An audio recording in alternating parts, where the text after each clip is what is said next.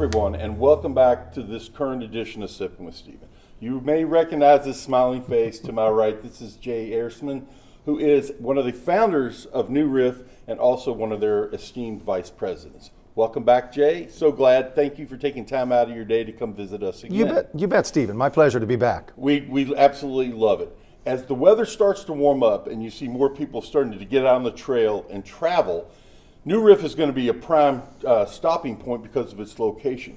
Could you tell folks who are heading north or south why they should make a concerted effort to come to New Riff besides the quality product, which we'll get to in a minute, but what's new that's been going on at New Riff that they may want to stop if they've already been there once before, say? Oh gosh, so much new things going on there, Stephen. So we have opened back in late November our Aquifer Bar, which we've had the Aquifer Bar for some years now, but now we have relocated it to the third floor of New Riff, which used to be an event center. We have recast that all into what can only be described as a whiskey library. Okay. It's got fantastic cocktails and service and bottles of everything we ever made, including some of the things that are gift shop only or distillery only releases. I feel a segue coming here. A segue to one of those releases is our Silver Grove label. Silver Grove is distilled and bottled by New Riff, but it commemorates multiple tangents within its architecture and label. Okay. It commemorates our relationship with Silver Grove, Kentucky, which is a community on the Ohio River, a few clicks upstream from us in Bellevue, where we have one of our warehouse campuses. Oh. So every bottle sold of Silver Grove includes a donation to the Silver Grove Community Foundation. That's fantastic. It's very cool, yeah. We help them out, help our neighbors.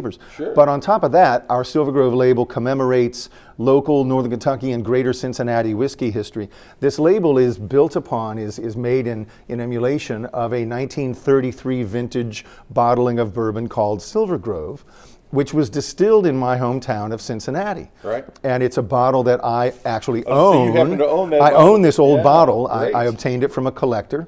And it's a cool old label. So we used that old label as inspiration to make Silver Grove and commemorate our local whiskey history. Well, let me tell the folks out there that are looking for things that are unique when they go there. When distilleries hold back expressions or things that are only sold at that location, always a great thing, because there's a pecking order of what they sell. So I cannot recommend highly enough to go to New Riff, to check out your new facility that you said, but also to include Silver Grove in a tasting experience, because you're giving a snippet, the Cliff's Notes version.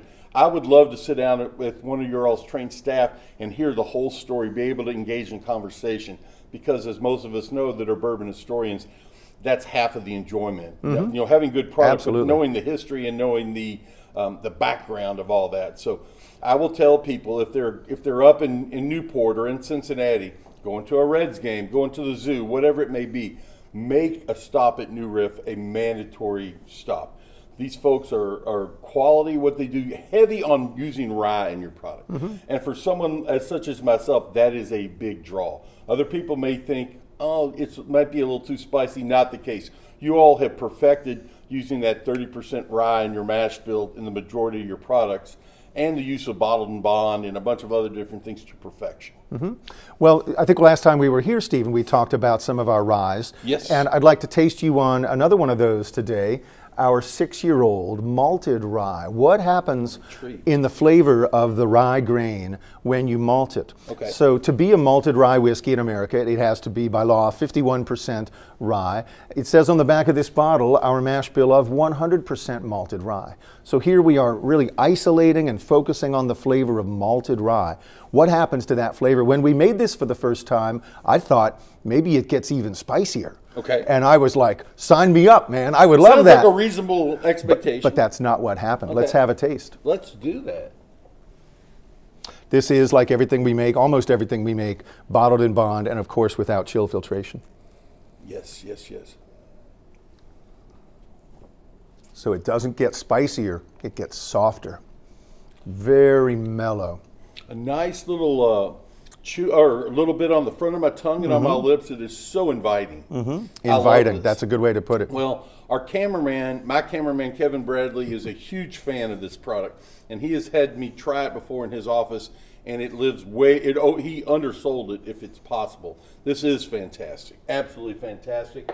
And I didn't know what the requirements were for a malted whiskey. And having you explain that real quickly, it intrigues me. Mm-hmm. So that is really, really good. And this is something I could see that would be great in a cocktail, especially this in an old fashioned, I think would be fantastic. Maybe a Manhattan, really, really good.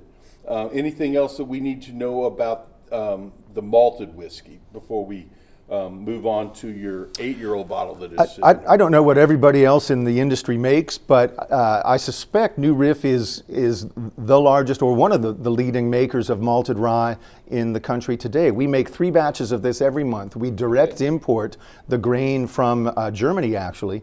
We use over 500,000 pounds a year of malted rye and make the better part of about 500 barrels. So it is a whiskey we've become pretty prolific with. And it's getting around the country now. Is it kind of part of a niche that you all have as, I don't want to say unique, but kind of a specialized product that New Riff is hanging their hat on, along with your fabulous bourbon and your rye whiskey? It is an exploration of some of the nooks and crannies and the details of the rye grain. Okay. Yes, our bourbon, including this Silver Grove and this 8-year-old that we're about to taste, are 30% rye, but we love rye so much that we make an heirloom rye, we make a straight bottled and bond, we make a single barrel, and we make this malted rye. So I like to think, you get all of those in a lineup, perhaps at our Aquifer bar. Have a tasting with you bet we do. Yeah, you bet we do. And that is like a master's seminar in the flavor of rye.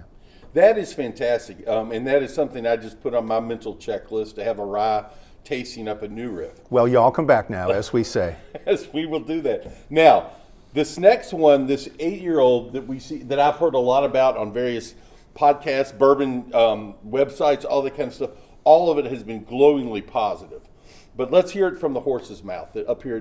What is so special about this 8-year-old bourbon that makes it better than what you all, maybe not better, but different than what you all already produce? Well, one of the things we most wanted to do when we launched New Riff was be able to make a bourbon that can age with the best of them, that can age out to 8, 9, 10, 12, 15 years, sure. Maybe even 18 years. How do you do that? We just didn't necessarily know what to do except put our best foot forward every day and make the best whiskey we could, use great barrels, and also rely on our well water. We have a natural aquifer right under the distillery, providing us with limestone-rich water. We're one of the few bourbon distilleries running on a native groundwater source. Yep. So maybe all that put together could make something that would age really well. Because some bourbons age out to 12 and 15 years. Others really are more of a 6, 7, 8, 9-year-old lifespan only. So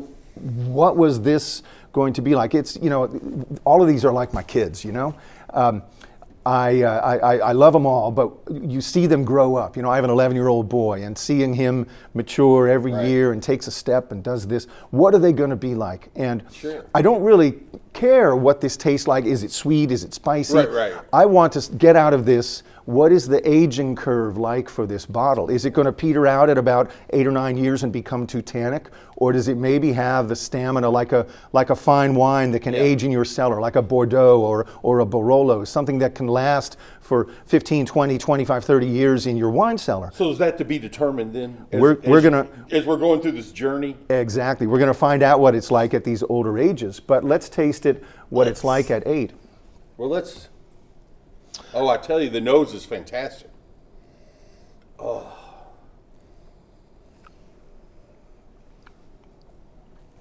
When I taste that, it seems to me like it is hitting 8 years without breaking a sweat. Yeah. Like it's got a long time ahead of it. For example, if I tasted a Bordeaux wine from my wine cellar, and it's 10 years old, and it's 10 years after the vintage, and I think, how is this aging? Do I need to drink it soon, or can I wait another 10 years? And what we want to see from this whiskey, this 8-year-old, is the aging curve. Where is it headed? And we think it's headed for some real glory in the years to come. Well, what I find absolutely fabulous is I've been around and seen your all's distillery kind of grow from this fledgling craft distillery to being a powerhouse, actually, and certainly anchor up in northern Kentucky, but a must visit on the Bourbon Trail. And as you all are adding new products and new experiences, that only verifies what my initial thoughts were. Not only are you and all the staff up there just terrific and knowledgeable, but you put out great products, and sometimes you're taking chances on things. Some of it which may hit, some of it which may not resonate as loud with the retail, but you don't know until you do it. And that's what all the big boys do, and that's what you all are stepping up and doing, and I think it is fabulous. I'm going to take one last thing here and say I cannot encourage people enough when they're in the Cincinnati metropolitan area or heading north or south up to Michigan, up through Ohio, or heading down to a vacation down south, to stop off and check, get a bottle or two for New Riff as you're headed to the beach, and just know you're going to have a great experience. I always love the bottle. It's etched on the front with the New Riff and an old tradition, and the guitar riff on there. Just really kind of hip and new, but also very traditional at the same time. So let's grab our glass again, Jay, and let's do a toast to the to New Riff Distillery, to the Kentucky Bourbon Trail, to the Fraser. I would be remiss if I told Jay this off camera. In my tastings, my $20 tastings that I do here at the museum of crafted excellence, New Riff is one of the ones that it's offered in that offering, and it is the #1 tasting that I have. Thank you, so Steve. I thank you for being part of that. I love telling your all story every time they come in. Let's raise a glass and say to New Riff and to the Bourbon Trail, to warmer weather, and to people coming and checking you all out and buying bottles. Cheers. 8 years a good year.